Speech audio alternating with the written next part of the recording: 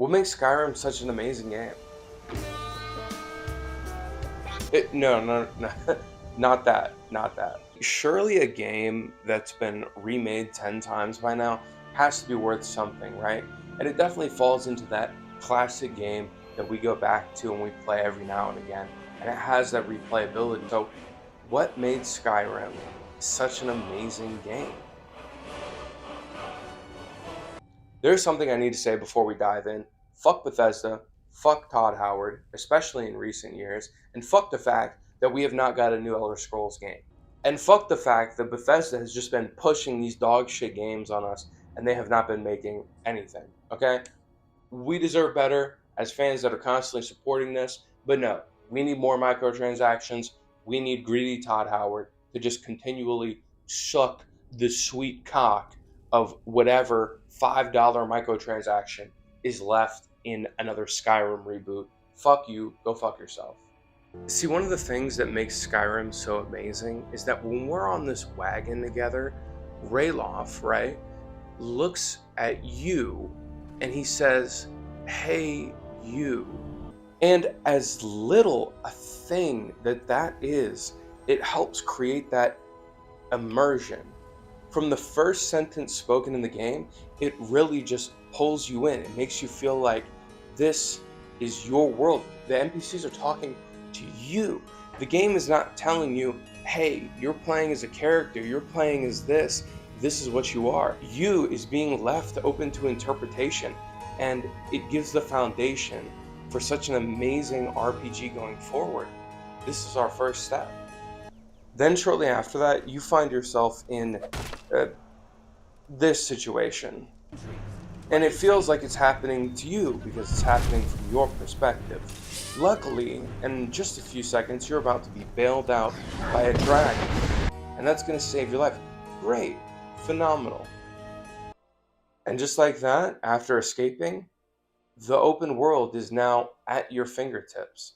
And it is, for the time that this game came out, it's a massive open world.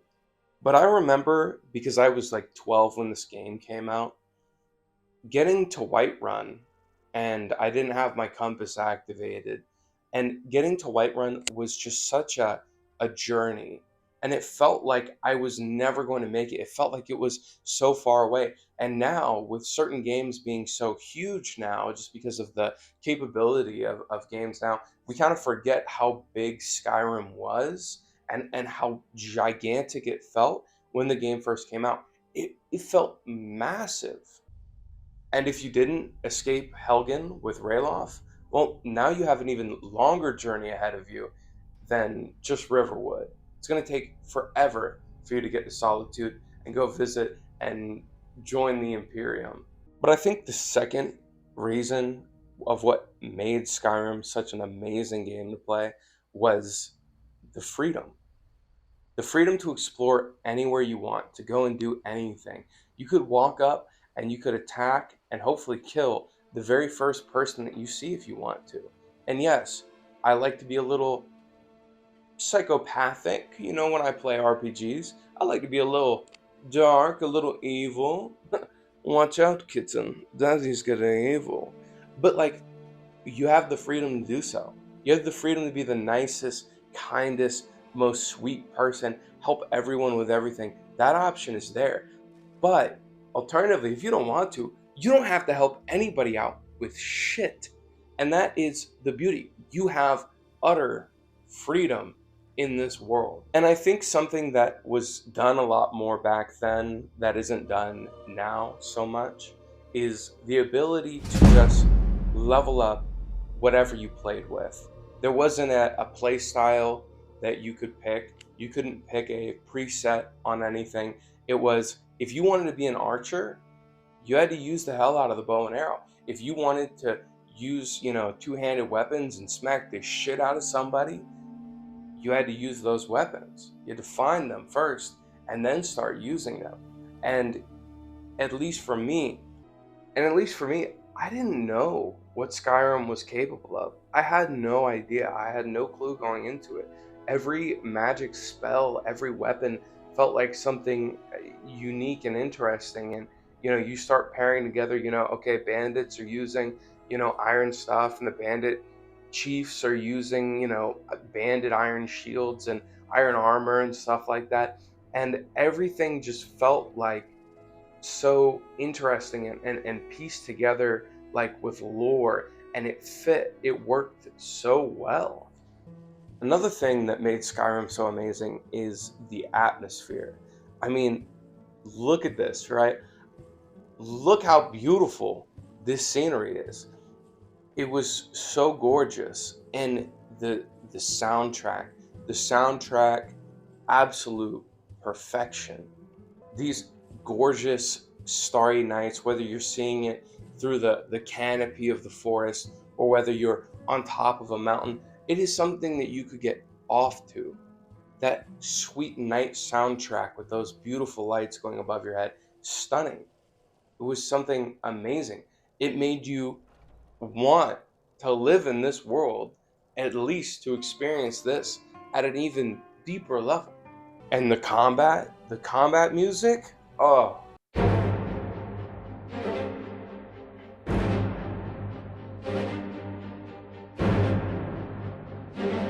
music to my fucking ears. Another amazing factor that Skyrim had going for it was the setting, the overall narrative.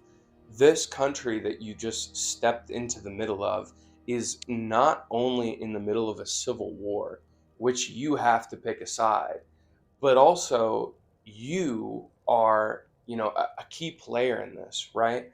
In the middle of this civil war, dragons have reemerged and they're attacking, and you have to kind of step in and help out. You have the ability of dragons, and no one else can do it, despite the dead dragon cultists, that have kind of resurrected in certain parts. But who really gives a fuck about all that? You are the only living person that can use these abilities. And it does make you feel unique, yes. Like it makes you, feel interesting. And, who knows if that was the, best plot device to go with. But it felt good. And it also felt good to choose who you want to fight with in the Civil War. And the Civil War, the changes that it would sort of bring about, and at least for me, I will never forget the siege of Whiterun. That was so immersive, and oh my god, I was storming in there with stormcloaks. Yes, yes, I believe in stormcloak supremacy. I believe that Jarl Ulfric is the rightful heir to the Empire's throne. Yes. My next video is purely Stormcloak propaganda, and if you are not a righteous Nord Stormcloak brother, if you're some dirty elf, if you're a part of the Falmor, if you believe in the Imperials, get the fuck off my channel. Nah, I'm just playing, I love you. But the attack on the Whiterun was so... I was watching these soldiers die around me as catapults are launching into the fucking city and shit's blowing up. Motherfucker, whoa! It was, that shit felt like I was in the middle of Vietnam. It was so insane. And then to march up there and to claim Whiterun for the Stormcloaks after this bastard said that he wouldn't side with us. You know what? We're taking this city. Get fucked. I'm the Jarl now. It would have been cool if you became the Jarl after that, but still, like it had stakes. It had stakes. But still, the Civil War had stakes, and it felt like you were driving the outcome of an entire country battle by battle, fighting in the camps. You see Imperials or Stormcloaks, sort of just marching along with a prisoner, and you're like, you know what?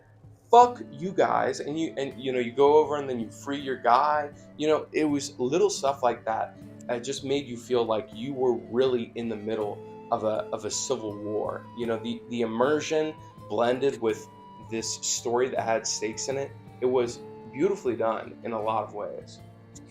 Like the combat could have been so much better, and combat the combat could have been so much better, and the combat overhaul mods, like really giving a glimpse into what this could have or should have been. It's kind of hard to say otherwise. And yes, the only right answer to your build in Skyrim and to the problem of combat is a stealth archer. Yes, stealth archer supremacy. I live for stealth archer. Stealth archer is the most amazing thing I have ever seen in my entire life. I love stealth archer. I will give my life for stealth archer. Stealth archer is the best. But when you're fighting the Civil War, there is so much lore on hand for you. You can really listen into what NPCs are saying. You can get both sides. You can listen to the people that worship Ulfric, or you can talk to the Imperials that hate him. You can talk to the Stormcloaks that hate Imperials, or you can listen to what they're saying, right? There is so much lore. And especially as you go city by city, NPC by NPC, they all have differing views and takes on this political climate that they have, but there is kind of one underlying fear. The way that they put dragons into this game is done in a very beautiful way. In almost like a Game of Thrones sense, they were extinct, but now they're coming back for some reason. And this is a sign of, like the end times or something like that. It feels like such a more visceral experience because you just watched a dragon burn an entire city down when you first started the game, and every NPC reaction is dragons. There's rumors of dragons. Dragons. And that is what makes it like even better to fight dragons, right? It is something that is feared. Like, this is not commonplace. This is not a regular event. This is something new and terrifying for people, and they can't do shit about it. Like, if any of these people came across a dragon, they're cooked. They're dead. They are chopped cheese. They ass is gonna get Swiss cheesed by a fucking dragon. But us, on the other hand, as Dragonborn, we gonna whoop that ass. Gonna whoop that ass. Yo, give me a thumb. Give me a thumb, G. And that's another really fun aspect of the game is the thumb, right? The different shouts that you could do. You could do shouts for a lot of different things. Fusroda is the best. It's the best. It's perfection. Fus They could have just given us the title of Dragonborn, right? You have dragon blood within you, and you being here is whatever, whatever, bringing them back to life or whatever, right? They could have just done that, but they didn't.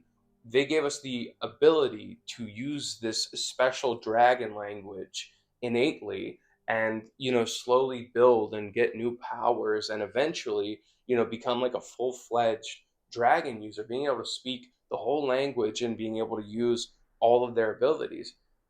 It's so fucking sick.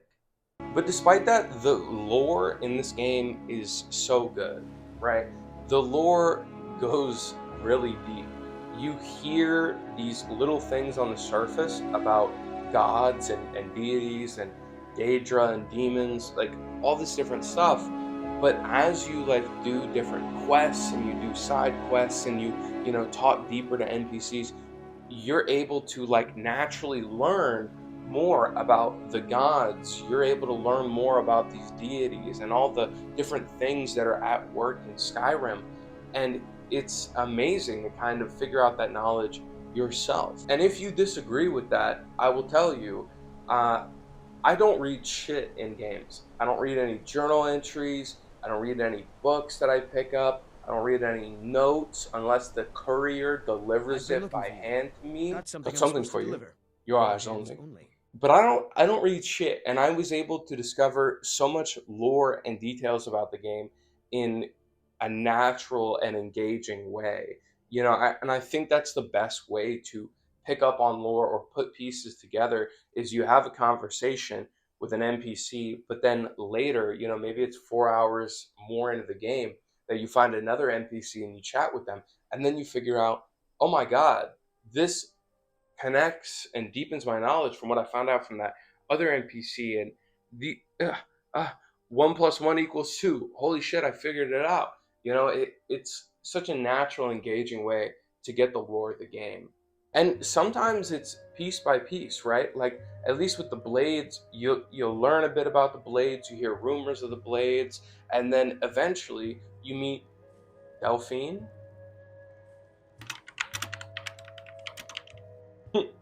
Yes, Delphine. But you meet Delphine, and in the conversations with her and the other members of the Blades at the time, you're able to really deepen your knowledge and get an even better understanding of who the Blades are, what they do, and what they stand for, right? And it's so immersive and it's so natural, and it just it makes you feel so much better about it.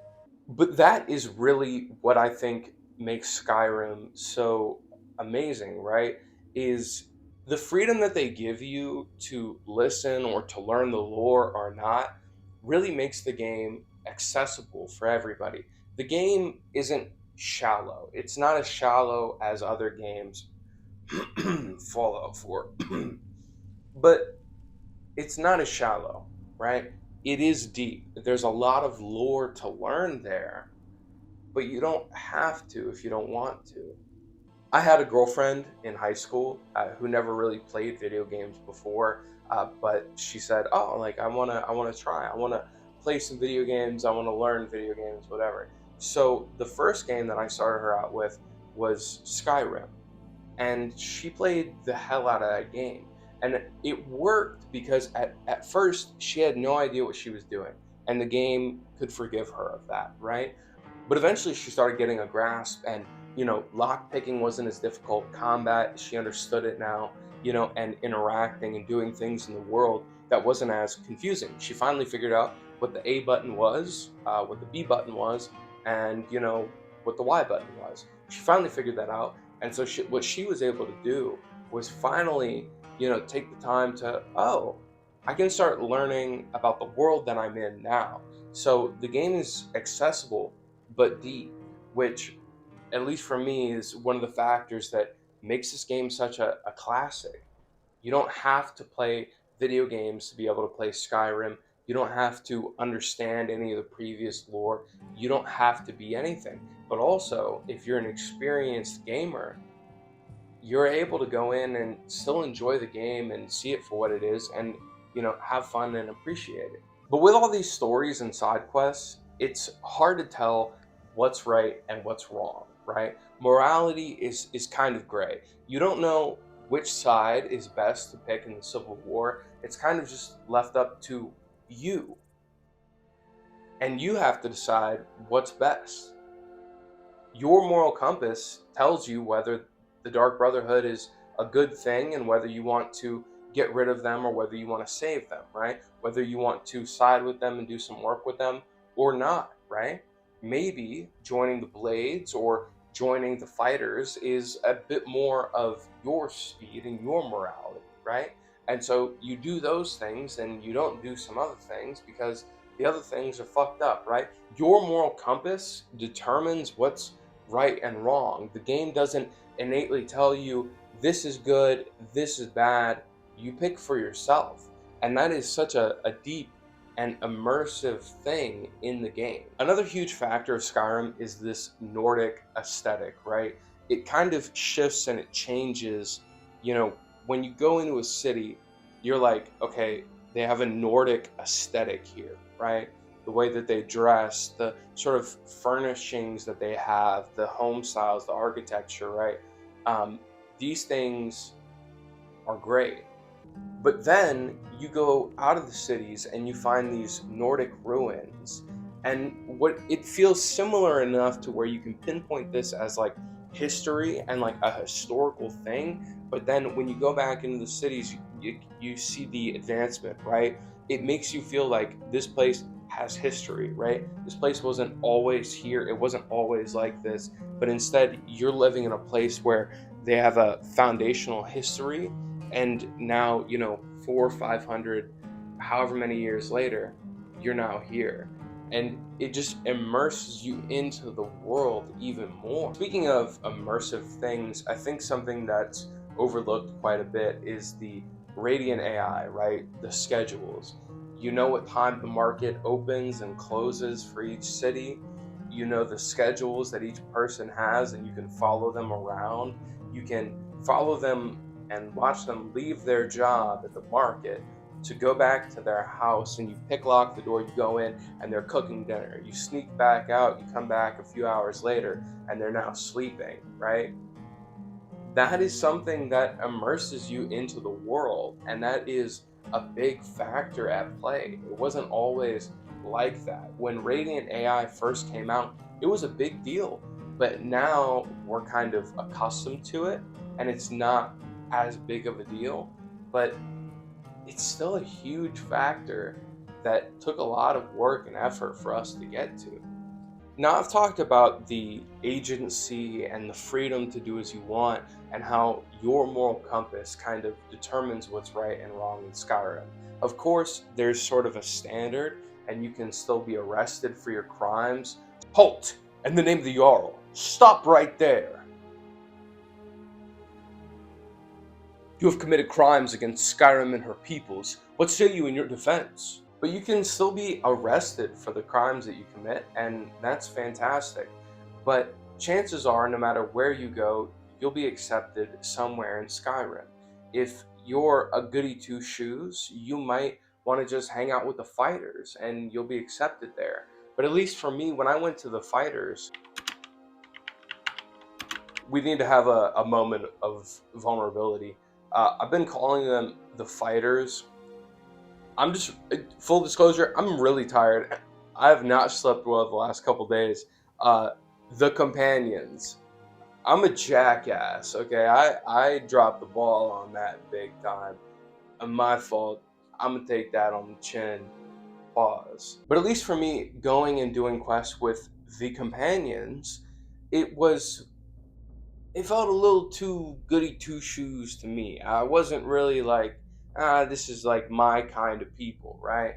But then I made my way to Riften, and I started talking to Brynjolf, and I was like, this guy wants me to like do something weird for him. Like that's a little, all right, I'll do it. And then just to find out, oh, Ragged Flagon, Thieves Guild, you say? Hmm, this is right up my alley. So I go and I join the Thieves Guild, and I was like, man, this is great. This is exactly what I'm looking for here. I love this.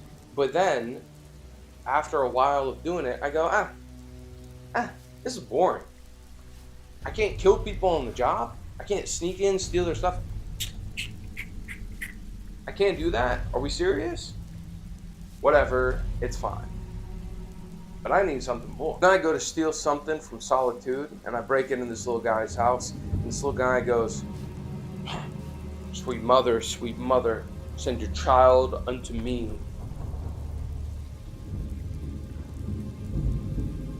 For the sins of the something must be baptized in blood and fear.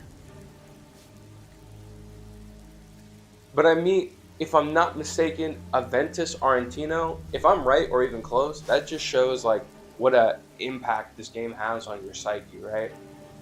But I meet him, and we're talking, and we're hanging out, and little man tells me, yeah, please go kill this bitch at the orphanage. Please take her out. All right, yeah, I've been waiting for something like this. Hell yeah. And then I go, suplex her ass. But then after I do that, then now I'm in trouble, and I have to kill one of 3 people. And you know what? I'm an overzealous little guy. I like hard work. I like to do a lot of work. So what I do is naturally, I kill all 3 of these motherfuckers. Done. Goodbye. Sleep well. But then I get into the Dark Brotherhood, and that just fits me perfectly. I'm like doing these assassinations. I'm talking with everybody, getting immersive, buying these nice, poisons and stuff. And every quest line, what starts as just something little, kind of just unravels into this rabbit hole of depth. And like now I'm in way over my head, and this entire place is on fire. She's almost dead. Cicero's going nuts with the Night Mother, and I gotta get into her fucking cradle, and now I'm hiding in a box with a mummy, and all these little things in Skyrim kind of turn out to be bigger things. It starts small, and when you are small as a character, they just unravel and they get deeper and they get more in depth and more crazy and more, you know, gigantic as you yourself grow to overcome the challenge. But it feels like as you progress as a character and as a player, the story and the world progresses around you. But really, Skyrim is a classic game that is so fantastic and so in depth and detailed, and there is a lot wrong with Skyrim. The combat is wonky and it's kind of dog shit, and there's no real creativity or ingenuity when it comes to the combat. And the world, as in depth and as immersive as it is, it could have used a lot more immersive touches. It could have used a lot more lore and story. It could have used a lot more stuff going on within it, because now when we go back to it, you know, there's just these huge patches where there's nothing going on in the world. And I think something could have been done better than that, as opposed to some of the other stuff. Maybe a smaller but more exciting and more dense world could have potentially been better. But despite whatever downsides that Skyrim is known for, it's still a classic game. It's one of the best selling games of all time, despite its 35 releases. But if you've never played Skyrim before, you should try it. You have a PC, mod the hell out of it, make it look gorgeous, and add new features and, you know, update the combat and things like that, and go play it. Immerse yourself in that world. It's one of the best RPGs of all time, that's for sure. Despite all of its bugs, flaws, and re releases, Skyrim is a classic, and it's one of the best games of all time. No one ever makes it to the end of my videos, so if you see this, comment "She Skyrim" on my scroll till I elder, or something like that. She elder on my scroll until I Skyrim. She rim my sky until I roll. You get the idea.